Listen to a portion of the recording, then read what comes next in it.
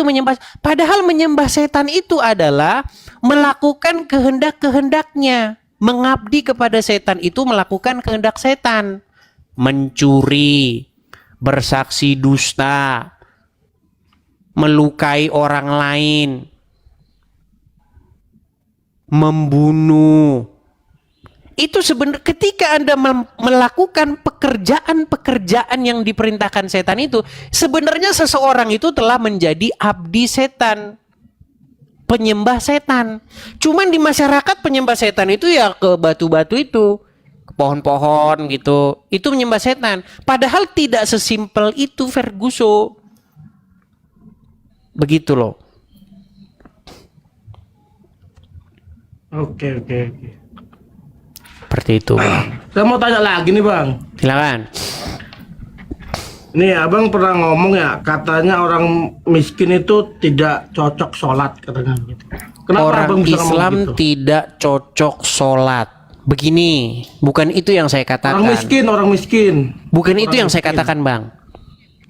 Yang saya katakan, sholat itu hanya bisa dilaksanakan dengan sempurna oleh orang-orang kaya yang kerjanya tidak susah, seperti orang-orang yang bekerja susah.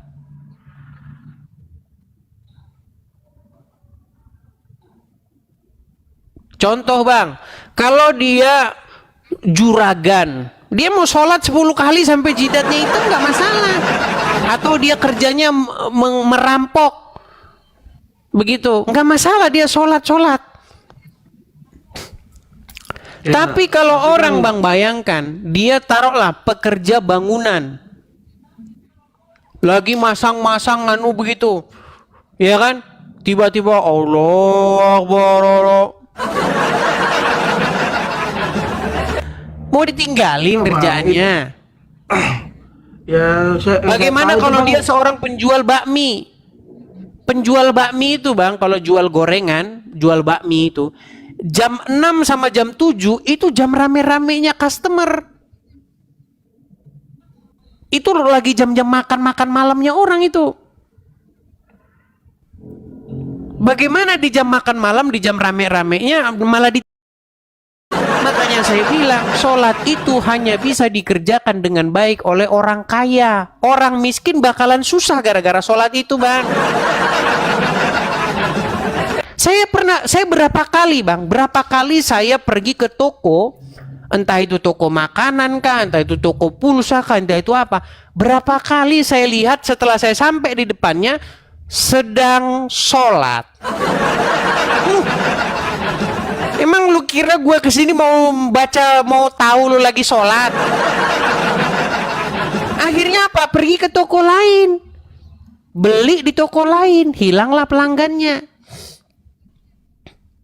Makanya saya bilang Bang, sholat itu cuman bisa dilaksanakan oleh Muhammad dan para pengikutnya yang kerjanya adalah ngerampok. Bang, kerjaan apa yang dilakukan oleh Muhammad dan pengikutnya kalau bukan ngerampok? Kalian viralkan dan laporkan ke Mabes Polri. Muhammad dan para pengikutnya kerjanya ngerampok. Ngerampok Bani Yahudi di Khaybar. Ngerampok apalagi? Itu namanya gonimah. Gonimah itu artinya harta rampokan, harta jarahan. Dan itu Abdul Somad sudah pernah ngitung, jumlahnya miliaran. Mana? Di dalam Al-Quran ada itu gonimah, hasil jarahan atau rampasan perang. Makanya dulu Islam itu Bang mengembangkannya begitu. Pergi dia ke satu bani, ke satu satu wilayah, ditawarkan agama Islam. Kalau tidak mau agama Islam, itu kampung tuh diserang, diambil wanita-wanitanya, hartanya diambil. Memang begitu, mau gimana? Itu fakta. Coba Islam mana yang datang ke sini yang mau bantah itu? Memang seperti itu Bang, Islam itu sejarahnya memang begitu. Islam itu dikembangkan dengan pedang. Yang ngomong itu seorang ulama besar. Mau dengar? Ya, silakan silakan. Baik, saya putarkan lagi ya. Islam dikembangkan dengan pedang. Nih ya.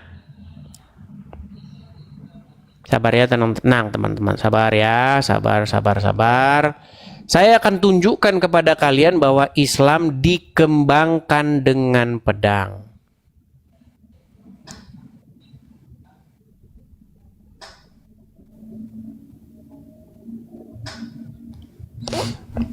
Pasti bahasa lama ya. Bang, yang ngomong ini itu seorang ulama, seorang penceramah agama Islam. Perhatikan ya. Kalian dengarkan ini. Perhatikan. Kalau seandainya ada orang Nasrani, Yahudi, semua orang kafir yang mengatakan kepada Anda, Islam dikembangkan, diekspansi dengan perubahan darah, katakan iya. Memang iya. Karena banyak orang Islam, subhanallah, kayak orang yang ketakutan kalau dikatakan Islam itu disebarkan dengan pedang. Saya katakan ikhwas sekalian, memang Islam dikembangkan dengan pedang. Jihad itu dikumandangkan memang dari dulu. Itu bang. Jadi dulu biar Anda tahu, kumpul-kumpul, sholat Jumat gitu. Itu adalah bagaimana mengumpulkan umat untuk kira-kira bani mana yang mau ditaklukkan. Itu sebenarnya. Coba sekarang saya tanya, selama Anda orang Islam, pernah nggak ada khutbah Muhammad? Khutbah Jumat Muhammad? Pernah. Selama Anda jadi orang Islam, pernahkah Anda mendengar isi daripada khutbah Jumat Muhammad? Pernah. Apa isi khutbah Jumat Muhammad? Ya, yang baik-baik. Bang, kenapa perempuan nggak ikut sholat Jumat? Anda tahu nggak kenapa? Ya mungkin udah aturannya kali. Iya, kenapa kok bisa begitu? Ya nggak tahu juga kalau begitu. Karena mereka bersiap-siap untuk menyerang satu kaum lain.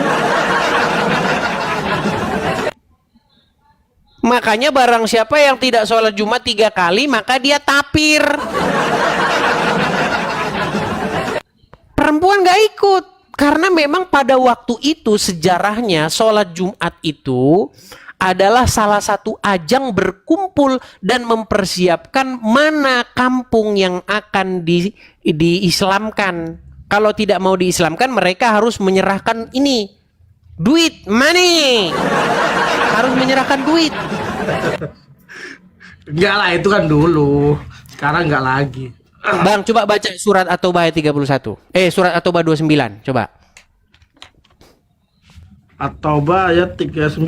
29. Oke.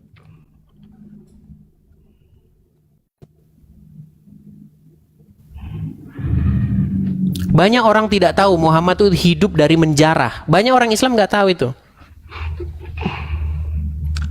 Perangilah orang-orang yang tidak beriman kepada Allah dan hari akhir, tidak mengharamkan apa yang telah diharamkan Allah dan Rasulnya, dan tidak mengikuti agama yang hak Islam, yaitu orang-orang yang telah diberikan kitab Yahudi dan Nasrani, hingga mereka membayar jizyah dengan patuh dan mereka tunduk. Tuh. Udah. Sampai apa diperangi, Bang? Hingga apa di situ? Hatta, sampai kapan mereka diperangi? Yes.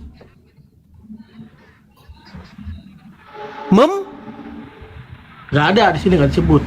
Coba baca lagi yang benar. Di bagian-bagian akhirnya.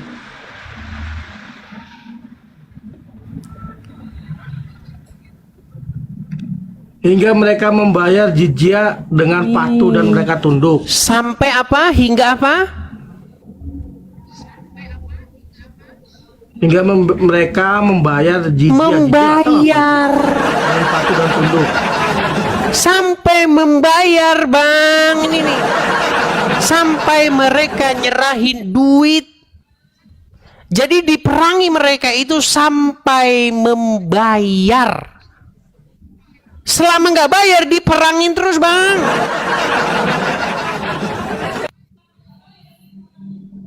Coba apakah berhenti? ayat itu ketika mereka tidak membayar.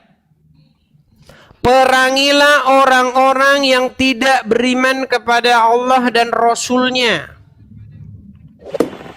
yang tidak beriman kepada hari kemudian, yang tidak beragama dengan agama yang benar, hatta sampai mereka membayar pajak, sampai mereka membayar jizyah. Jizyah itu maksudnya upeti, duit. Kalau mereka tidak bayar duit, perangi. Makanya bang, pernah nggak buka Injil, pernah nggak Yesus mengajak para pengikutnya untuk kayak begitu, perangi itu sampai mereka bayar duit, perangi? Nggak pernah bang. Ini yang saya beritahukan kepada orang Islam. Wahai orang Islam, bangun. Kalian lagi ngikutin siapa? Bangun, bangun, bangun. Kalian itu lagi ngikutin orang seperti itu, yang disuruh memerangi sampai membayar. Ini mau ngajarin agama apa mau minta duit Muhammad? Gimana? Dan Muhammad mendapatkan miliaran itu bang. Sudah pernah dengar Abdul Somad menghitung hasil dari gonimah atau harta jarahannya itu?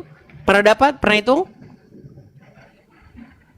Sudah Bang sendiri yang ngomong. Iya, miliaran bang. Makanya saya bilang, waktu Muhammad belum jadi nabi, istri dia satu. Pekerjaan dia konon katanya berdagang dan menggembala domba. Setelah dia jadi nabi, istrinya banyak dan pekerjaannya ganti jadi menjara.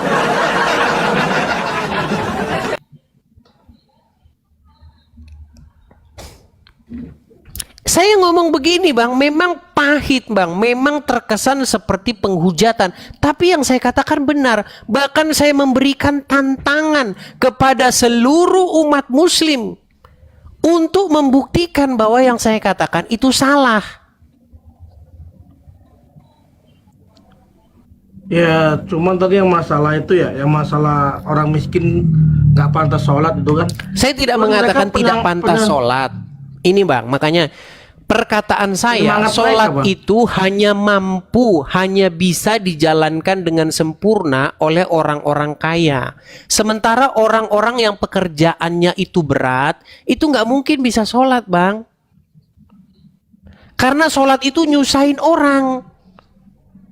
Bayangin, abang lagi gongseng, pelanggan lagi banyak, tiba-tiba Allah, suruh sholat. Itu pelanggan kabur semua bang.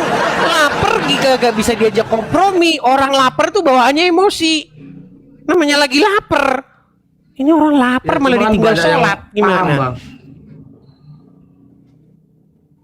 Lagi Yang pula paham. bang, di dalam agama Islam itu nggak boleh kerja malam. Menurut Al-Quran, diciptakan siang untuk mencari nafkah, malam untuk beristirahat. Makanya bang, jadi orang Islam itu hidup Anda akan ribet bin jelimet, ruwet. Masuk kamar mandi harus pakai kaki kiri. Pagi-pagi harus ngambil air, sirup embus 3 kali. Ruwet bang, jadi orang Islam itu ruwet. Itu beneran nggak itu orang Islam nggak boleh bekerja malam hari? Ada Al-Quran di situ? Handphone. Baik, coba ketik di situ surat sebentar ya. Saya ini kan ya, sabar bang. Saya akan ketikkan suratnya. Bentar.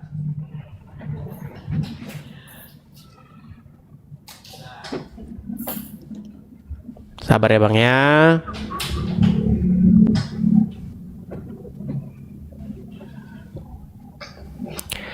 Itu ada di dalam Quran surat Al-Furqan ayat 47. Coba Al-Furqan Al-Furqan ayat 47. 47. Itu ada banyak surat bang.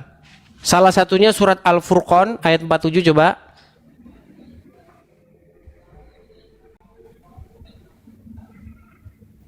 Iya ya, dialah yang menjadikan malam untukmu sebagai pakaian dan tidur untuk istirahat, dan menjadikan siang untuk bangkit berusaha.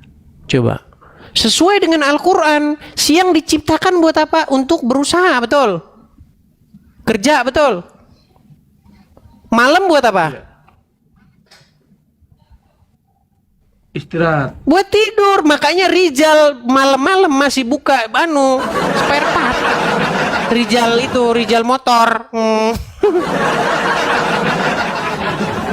Ruwet bang. Saya kan sudah pernah bilang, kalau Anda sungguh-sungguh mendalami Al-Quran, betul-betul Anda pelajari Al-Quran itu, pegang omongan saya, tidak lama lagi Anda akan telepon tukang loak untuk membawa Al-Quran itu keluar dari rumah Anda.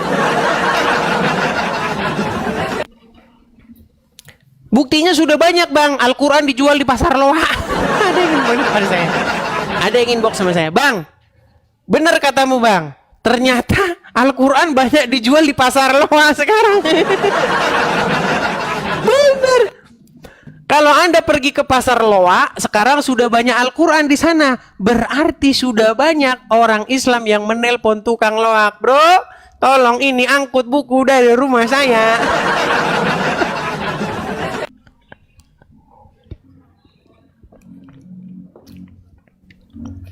Bagaimana tidak Anda kirim Al-Quran ke tukang loak?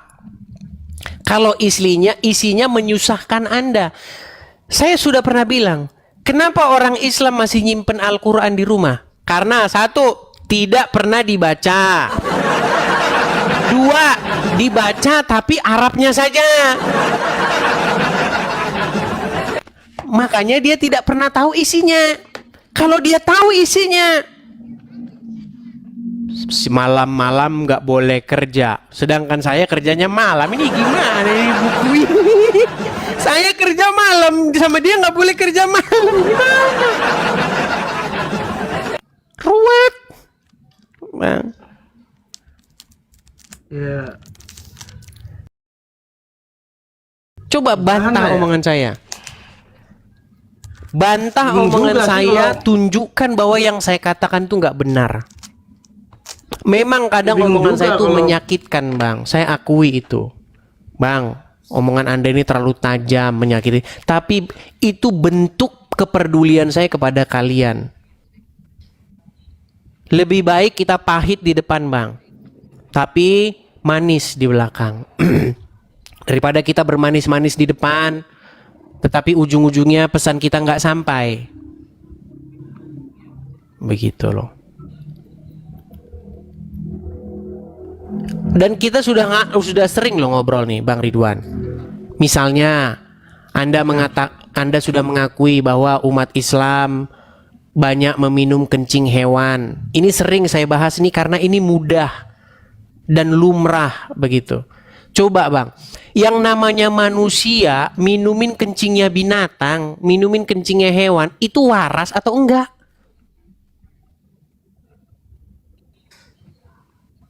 Kan pasti tidak waras. Kalau saya nggak setuju bagaimana? Berarti Anda berpikir bahwa manusia yang minum kencing hewan itu dia berakal sehat? Enggak, itu saya nggak setuju itu. Buat apa? Tapi Anda akui kan ada orang seperti itu kan? Ada, saya juga lihat kemarin di YouTube-nya Ruben Onsu, dia lagi ke sono gitu. Nah, dia lagi ngecek itu. Untung dia nggak minum kencing onta. Kalau dia minum kencing onta, sudah kita bahas. Banyak juga yang salah paham tuh mengenai Ruben Onsu. Karena banyak juga orang-orang Kristen yang dia nggak nonton video saya dengan utuh. Saya bilang begini. Saya tahu Sarwenda sama anaknya itu siapa? Betran itu. Saya tahu itu bukan muslim, saya tahu. Yang saya katakan, karena Ruben dia seorang mualaf, dia sudah masuk Islam, maka dia itu harus mengikuti apa kata Muhammad. Nah, seandainya Ruben mualaf dan dia masih beristrikan Sarwenda, maka memang seharusnya menurut ajaran Muhammad, Ruben itu menyuruh Sarwenda menyusui anak angkatnya, biar Ruben tidak cemburu. Memang itu ajaran Muhammad, gimana? Tetapi bagaimana mungkin Sarwenda mau? Karena dia bukan pengikut Muhammad, kan begitu. Nah, banyak orang Kristen tidak nonton video itu dengan utuh. Begitu loh, Bang. Kalau Anda punya istri, kemudian Anda punya anak angkat. Anak angkat itu kan lama-lama besar, betul nggak? Lama-lama Ya, dia betul, berkumis dan berjanggut, betul? Ya. Nah, menurut Muhammad, apa yang harus dilakukan kalau keadaannya sudah seperti itu? Anda pergi kerja. Taruhlah Anda bekerja sebagai supir misalnya. Ya kan? Di rumah Anda, istri Anda dan anak angkat Anda yang sudah dewasa, taruhlah umur 18 tahun. Pikiran Anda mungkin akan melayang kemana-mana. Nah, menurut anjuran Muhammad, istrimu harus menyusui anak angkat itu.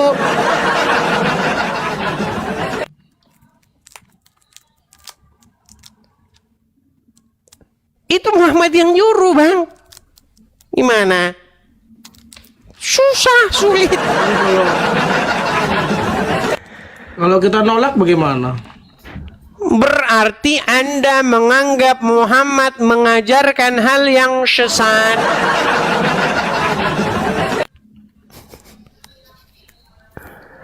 Coba, yang nonton ini pasti ada salah satu di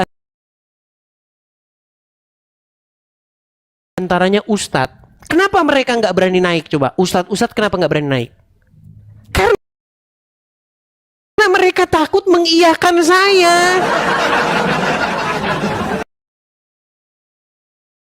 Karena memang itu ada dalam literasi Islam. Menyusui pria dewasa. Hadisnya ada, sudah kita bahas itu kemarin panjang lebar. Udah dewasa ngapain disusuin? Ini tanya sama Muhammad, gimana? Kau tanya sama saya. Ya benar kan? Udah dewasa ngapain disusuin? Itulah makanya saya bilang. Makanya kalau Anda mengikuti baca hadis, ini kok begini isinya, ini kok begini. Pasti Anda akan panggil tukang loak supaya hadis itu dibawa, disingkirkan dari rumah Anda. Dan sudah banyak, Bang. Sudah banyak Islam secara sadar menolak isi hadis. Mereka dengan kesadaran penuh, mereka mengatakan bahwa isi hadis itu banyak aneh-aneh. Yang saya bilang, kenapa isinya aneh-aneh begitu, terus Anda biarin di rumah? Nanti nggak takut dibaca sama orang lain di rumah Anda? Makanya segera singkirkan buku itu dari rumah Anda. Al-Quran itu malah sudah menyuruh, berimanlah kepada kitab-kitab sebelumnya. Beriman kepada Taurat, Zabur, dan Injil. Karena di dalamnya terdapat petunjuk dan cahaya. Tapi karena orang Islam baca Quran dalam bahasa Arab, luput itu dari mereka.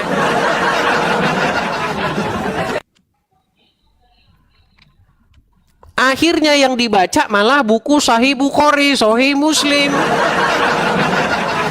Akhirnya apa? Orang Islam berbondong-bondong ke Arab main lempar-lemparan batu.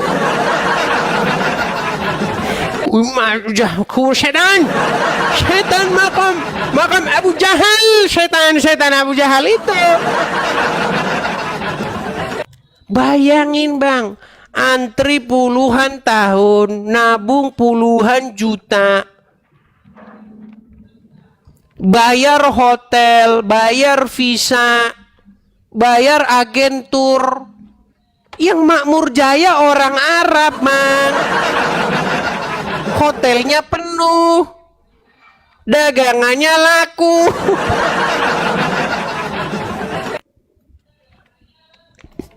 Coba bang, ketika Anda memilih Yesus, bukan memilih Muhammad, pasti Anda tidak pergi ke Arab main lempar-lemparan batu.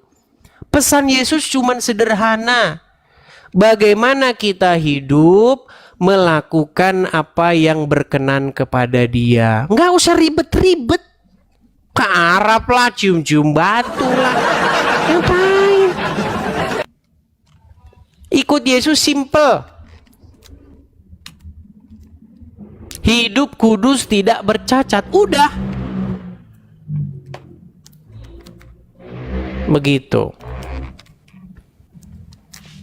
Walaupun kita kan masih manusia, pasti ada jatuh bangun. Ya itulah kalau jatuh bangun. Begitu. Memang kalau saya ikut Yesus ya, mungkin saya gak akan bersama istri saya gitu loh. Berat, susah. Bisa bang, makanya diberikan pengertian kepada istri. Bilang Berat, susah. kepada istri, wahai istri, sebenarnya kita ini lagi ngikutin orang yang seperti ini loh, yang nyuruh-nyuruh kita besok pergi ke Arab, nyumin batu di sana. Gak bakal didengar, gak bakal didengar. Ya, itu bagaimana cara Anda bang? Caranya ya harus pandai.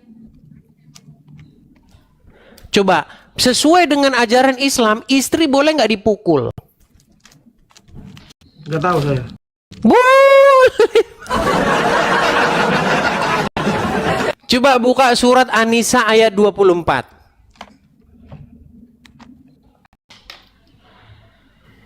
An-Nisa 24.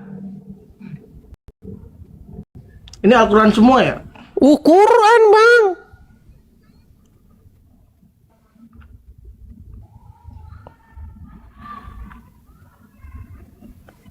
Diharamkan juga bagi kamu menikahi perempuan-perempuan yang bersuami, kecuali hamba sahaya perempuan tawanan perang yang kamu miliki sebagai ketetapan Allah atas kamu.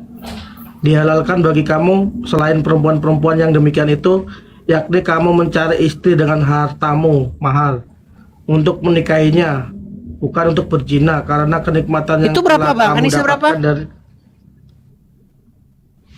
An-Nisa ayat 24. Oh 34 maksud saya. Maaf, salah. 34 bukan 24.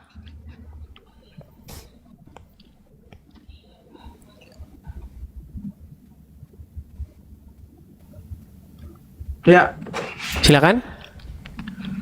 laki-laki suami adalah penanggung jawab atas para perempuan istri, karena Allah telah melebihkan bagian yang lain perempuan, dan karena mereka laki-laki telah menafkahkan sebagian dari hartanya. Perempuan-perempuan saleh adalah mereka yang taat kepada Allah dan menjaga diri ketika suaminya tidak ada, karena Allah telah menjaga mereka. Perempuan-perempuan yang kamu khawatirkan akan nyusus, berilah mereka nasihat, tinggalkanlah mereka di tempat tidur, pisah ranjang, dan kalau perlu pukullah mereka dengan cara yang tidak menyakitkan. Itu tambahan itu. Kan Bang. tetap- Nggak ada itu pukullah mereka dengan tidak menyakitkan. Itu bagaimana penerjemah ingin menyensor bagaimana Al-Quran mengajarkan kekerasan kepada seorang istri.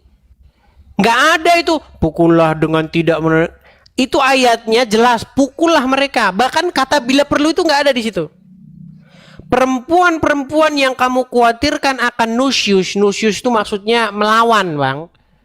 Maka tinggalkanlah mereka di tempat tidur. Maksudnya itu dikurung di tempat tidur. Maksudnya pisah ranjang. Maksudnya tinggalkanlah mereka di tempat tidur. Pisah ranjang. Dan pukullah mereka. Itu sebenarnya tinggalkanlah mereka di tempat tidur itu maksudnya dikurung itu bang. Saya nggak setuju dengan istilah pisah ranjang itu. Bahkan istrinya Muhammad itu nggak boleh keluar dari rumah.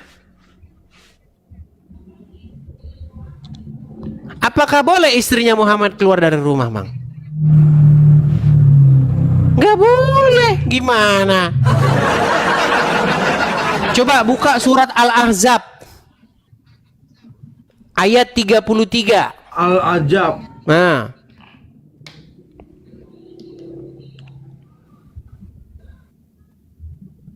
Al-Ajab ayat 33.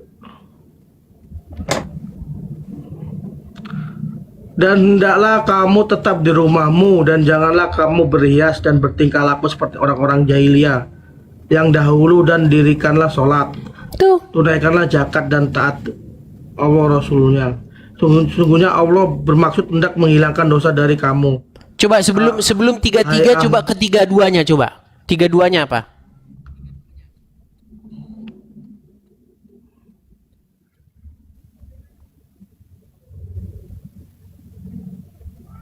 Tiga dua. Wahai istri-istri Nabi, kamu tidaklah seperti perempuan-perempuan yang lain jika kamu bertakwa.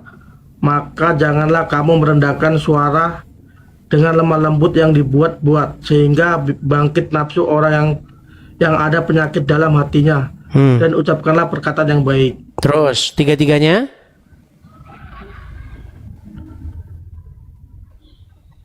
Dan Tetaplah tinggal di rumah-rumahmu dan janganlah berhias dan orang-orang. iya, disuruh dikurung dalam rumah. Makanya itu menjadi inspirasi perempuan di negara-negara yang menerapkan syariat Islam. Tidak boleh perempuan keluar sendiri. Ruwet bang, udah saya bilang ruwet. Kalau Anda pergi ke negara-negara dengan menerapkan syariat Islam, perempuan jalan sendiri nggak boleh. Nyupir itu perempuan sebenarnya nggak boleh. Baru di Arab itu baru dibolehkan, itu baru-baru saja.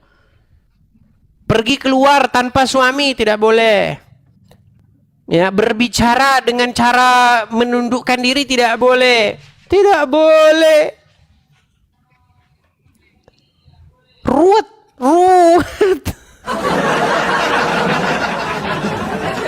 Hang out, perempuan hang out begitu nggak boleh.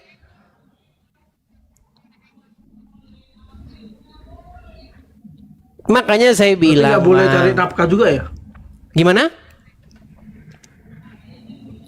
Nggak boleh mencari Nggak boleh nafkah cari perempuan nafkah juga ya? di mana?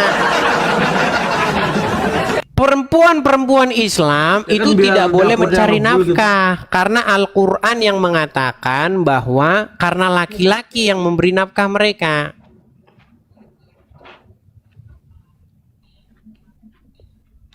Cuman kalau suaminya masih kekurangan kan harus dibantu juga kan? Ya nggak boleh dalam agama Kerja Islam, dari perempuan kerja tuh bagaimana? kerjanya di rumah.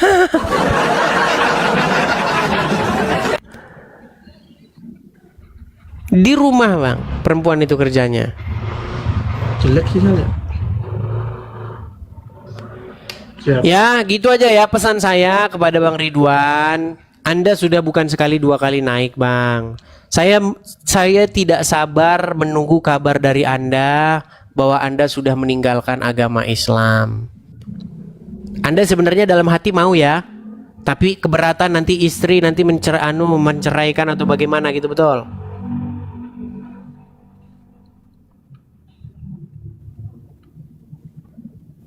Gimana bang? Jangan jangan begitu bang. Bingung juga mau jawab. Ya nggak apa-apa lah, ya di hati saja simpan jawaban itu. Tapi yang jelas untuk Bang Ridwan, yang saya katakan itu semuanya benar. Mulai sekarang makanya sudah saya bilang 2025 ganti Tuhan, jangan Muhammad lagi tetapi Yesus. Ya. Oke? Jadi ganti yang selama ini Anda ngikutin Muhammad, ganti menjadi mengikuti Yesus, begitu. Selama ini Anda menjadikan Muhammad sebagai suri tauladan, ganti yang dijadikan suri tauladan adalah Yesus. Ya. Selama ini Muhammad pemimpinmu, ganti Yesus pemimpinmu. Berhentilah dipimpin oleh orang dalam kubur. Jangan serahkan hidupmu dipimpin oleh mayat dalam kubur. tapi serahkanlah hidupmu dipimpin oleh Dia yang hidup, yaitu Yesus Kristus. Tuh Bang ya. Mungkin ini adalah perkataan yang berat dan ini tidak semudah membalik telapak tangan. Benar Anda sangat kecewa dengan mendalam dengan Muhammad. Tapi memang seperti itu. Puluhan tahun, belasan bahkan puluhan tahun Anda sudah percaya setelah tahu Muhammad begini. Lalu Anda merasa sangat kecewa. Tapi itulah fakta yang harus saya katakan. Tidak mudah, butuh proses. Saya sangat paham itu Bang. Ada Bang Islam yang begitu ngeyelnya 7 tahun kemudian Bang. 7 tahun. Dia zaman Facebook dulu berdebat dengan saya habis-habisan. 7 tahun kemudian baru dia nelpon saya, baru dia ngomong. Benar yang dulu kamu katakan. Bayangkan 7 tahun lamanya loh. Lama. Gitu. Pantesannya Pak Ibrahim itu ya murtad dia, pantesannya. Pak Saifuddin Ibrahim, dia sudah sering mengatakan, dia meninggalkan agama Islam karena dia mengetahui ajaran agama Islam yang sesungguhnya itu seperti apa. Peristiwa bom Bali itu membuat imannya dia goncang.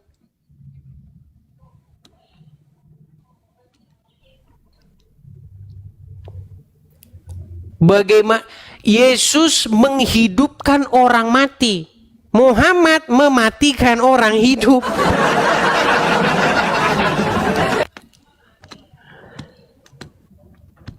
Gitu loh Bang.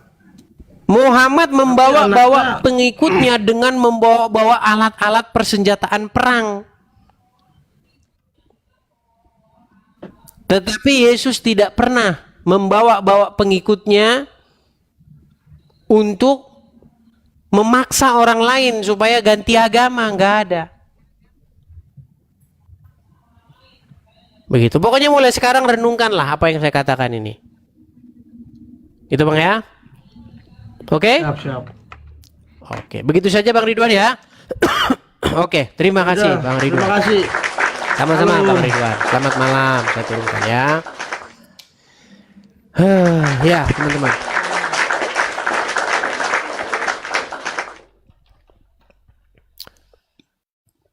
Ya, teman-teman sekali lagi saya informasikan kembali teman-teman ya. Ini untuk kedua kalinya. Teman-teman, sehubungan dengan banyaknya orang-orang yang membawa-bawa nama saya untuk kepentingan-kepentingan pribadi mereka, maka sekali lagi saya umumkan